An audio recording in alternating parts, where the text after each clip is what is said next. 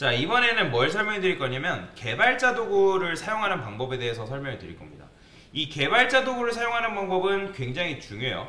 이 개발자 도구 같은 경우는 웹브라우저마다 다 있어요. 마이크로 엣지, 오페라, 그 다음에 또 파이어폭스, 그 다음에 네이버 웨일, 그 다음에 크롬 브라우저 등 브라우저가 굉장히 많은데 그 각각의 브라우저마다 개발자 도구가 다 있고 그 개발자 도구를 여는 방법과 사용하는 방법은 다 똑같습니다. 그러니까 조금 이제 UI 측면에서 다르긴 하지만 다 똑같아요. 그래서 우리는 크롬 브라우저를 기준으로 해서 개발자 도구를 어떻게 사용하는지에 대한 부분들을 알려드릴 건데, 여러분들이 F12를 누르게 되면 기본적으로 개발자 도구가 열립니다. 개발자 도구. 그러면 개발자 도구를 열게 되면 그 개발자 도구 우측에 보면 엘리먼트라 해가지고 HTML 코드가 이런 식으로 다 드러나 있어요. 그러면 이 HTML 엘리먼트라는 건 뭐냐면 현재 이 웹사이트가 사용하고 있는, 그러니까 현재 이 웹사이트에서 HTML 문서를 어떻게 작성했는지를 여러분들 눈으로 볼 수가 있거든요. 근데 이거를 일일이 다 보기에는 굉장히 힘들어요. 그렇기 때문에 보통 개발자 도구를 사용한다 했을 때는 어떻게 보냐면 내가 그러니까 필요로 하는 부분만, 예를 들어서 여러분들이 네이버 로그인이라는 이 부분을 얘가 어떤 색상을 사용하고 있고 어떤 텍스트와 로고가 어떻게 되어 있는지, 또는 이미지가 들어가 있다면 어떤 이미지를 사용하고 있는지를 여러분들 보고 싶잖아요. 그러면 컨트롤 시프트 C를 누르게 되면 해당 디자인을 선택해서 볼 수 있게끔 되어 있습니다. 아니면 여러분들 요거 있죠, 요 모양을 클릭한 다음에 내가 원하는 디자인을 클릭할 수가 있습니다. 자, 그래서 컨트롤 시프트 C는 단축키니까 외우셔야 되고요. 자, 클릭해보면 얘를 기반으로 해가지고 이 녀석의 HTML이 어떻게 되어 있는지를 여러분들 눈으로 볼 수가 있어요.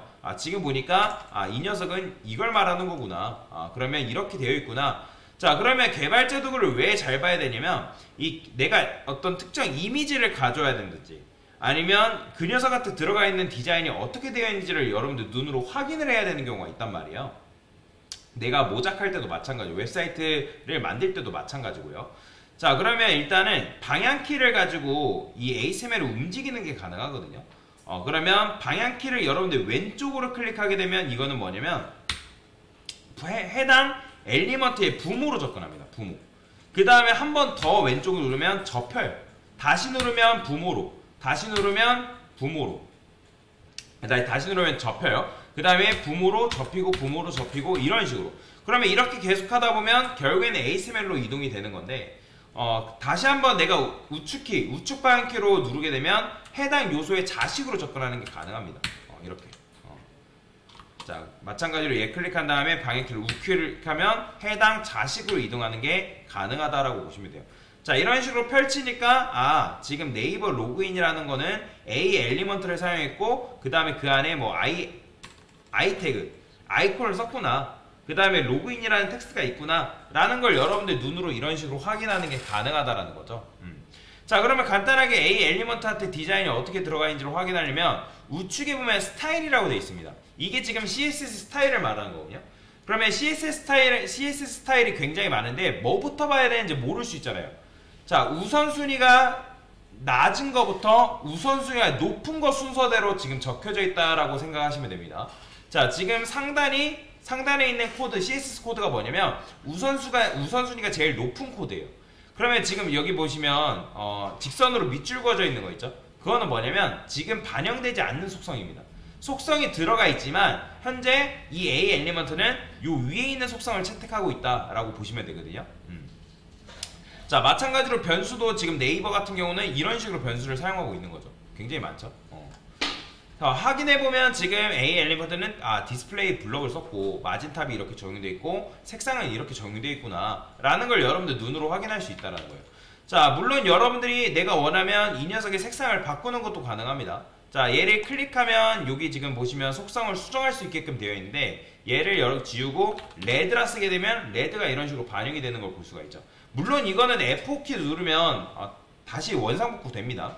자, 여기서 적용은 컨트롤 F 누르면 적용이 되거든요. 컨트롤 F. 그래서 이런 식으로 내가 색상을 미리 바꿔보는 것도 가능해요.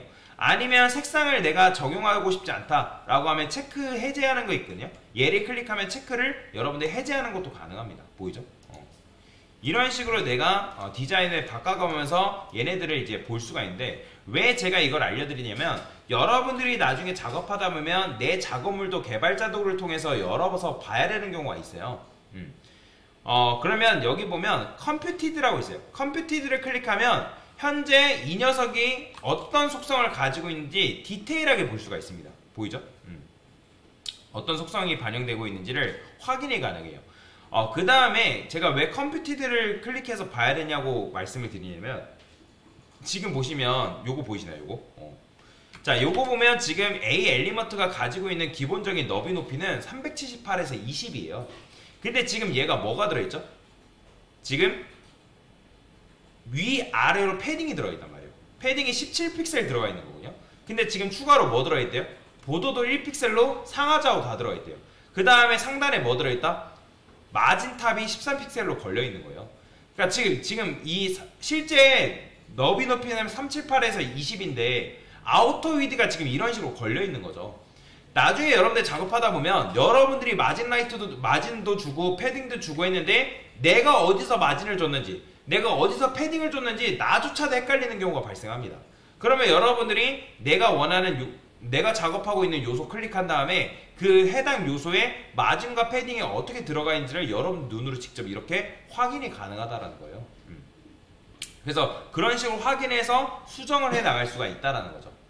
만약에 이미지를 가져와야 돼요. 그럼 이미지를 가져온다 했을 때도 컨트롤 쉬프트 C 눌러서 얘를 클릭해보면 이 녀석이 어떤 이미지를 쓰고 있는지를 여러분들 눈으로 볼 수 있다는 거죠. 이렇게. 이렇게 이미지를 사용하고 있구나. 근데 여러분들이 개발자 도구를 사용하지 못하고 활용할 줄 모르면 내가 원하는 이미지를 가져오고 싶어도 가져오지 못하는 경우가 다반사라는 거죠.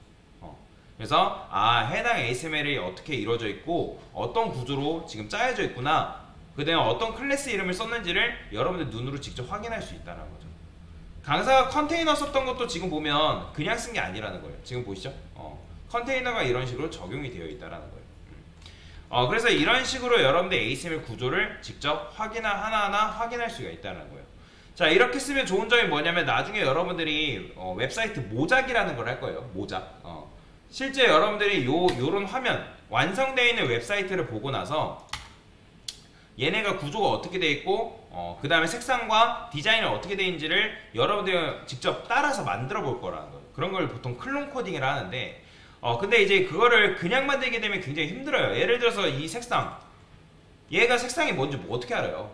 우리가 초록색인 거구나 라고 알지만 초록색의 종류도 굉장히 많죠. 그죠? 빨간색도 종류가 굉장히 많은 것처럼 이 색상을 여러분들이 알아보기 위해서는 개발자 도구를 이용해서 볼 수밖에 없습니다.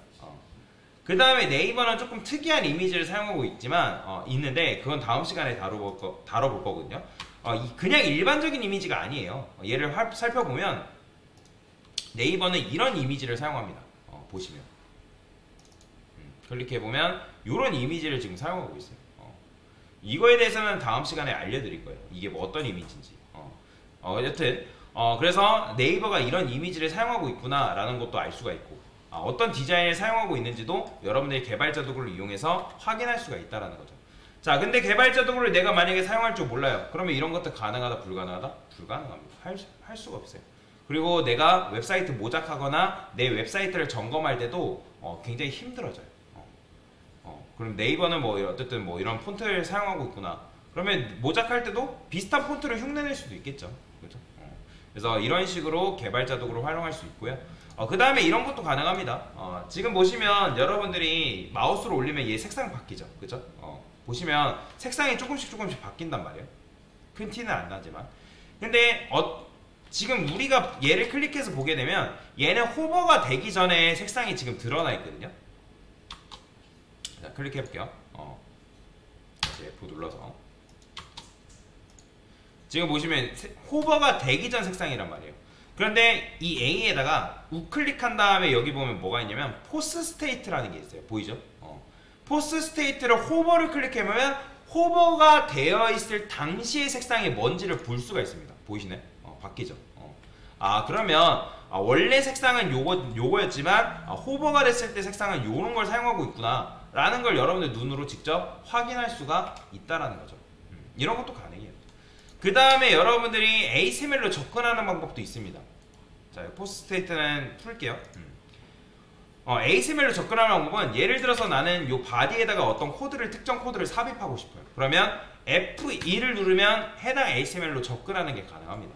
ES키 누르면 원래대로 들어가고요. F2키를 누르면 ASMR을 들어갈 수 있어요. 그럼 여기다가 나는 스타일을 한번 적용해 볼래? 그러면 스타일 준 다음에 뭐 백그라운드 컬러를 레드로 한번 변경해 보자. 그럼 컨트롤 엔터 누르면 적용이 된단 말이에요. 이런 식으로. 이렇게 적용해서 여러분들이 확인하는 것도 가능하다라고 보시면 되겠습니다. 자, 그래서 이게 바로 뭐다? 개발자 도구를 사용하는 방법이다라고 보시면 되겠습니다. 됐습니다.